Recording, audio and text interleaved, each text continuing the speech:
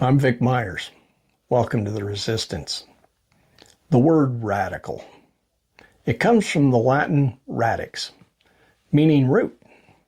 A radical solution is one that aims to address a problem at its root, not just the surface.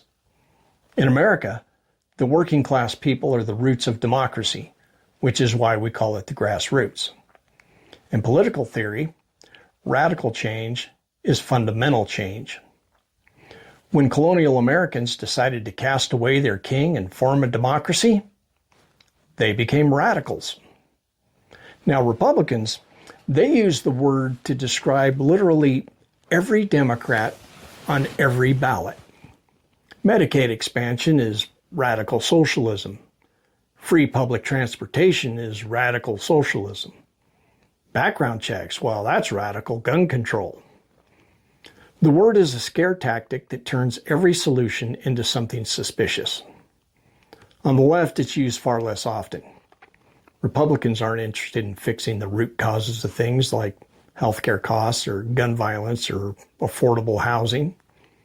So when Democrats do use the word radical, they often use it incorrectly. They might say radical right-wing extremist, when they should just say extremist or fascist these days. There's nothing radical about the MAGA movement because it's not about solving problems for ordinary people. It's about exclusion, division, and moving more power away from us and toward the wealthy. The left does use the word radical in one other way, and it actually fits. They use it when a progressive Democrat runs for office with the intention of addressing problems at their root cause. People can't afford housing and food, so raise the minimum wage. The healthcare system is broken, so join the rest of the world with single-payer healthcare. That makes us radical. The solutions may be or may not be simple, but they actually address the cause instead of the symptom. That's why the Republican Party and the power brokers of the Democratic Party react in the same way. They're members of the same choir, singing the hymns of the oligarchy.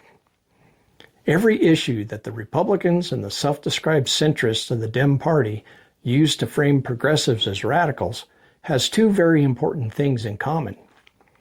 First, these issues actually solve problems at the roots.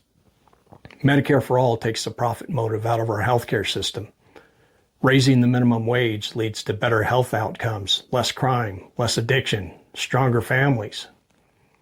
Taxing the rich, well, it rewards the people who are the means of production, makes the wealthy pay their fair share, and allows the government to fund what needs funding without putting the entire burden on the working class. The list of root-solving solutions is long. Second, every one of these ideas, they have majority support among Americans across many years of polling, regardless of political party affiliation. There's also a third thing that all these ideas share. The donor classes of the Republicans and the Democrats hate every one of them.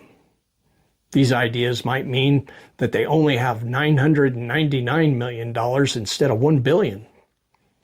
They might have to give up one of their many vacation mansions or take one less trip around the world.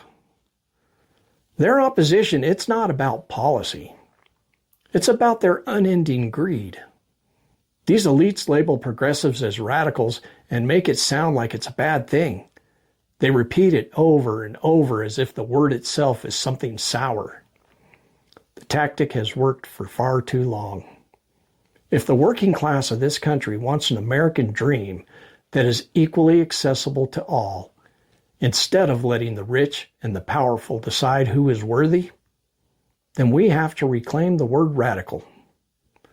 So when somebody calls you a lefty radical because you support a policy like, say, Medicare for all or raising the minimum wage, remember, you're in the majority.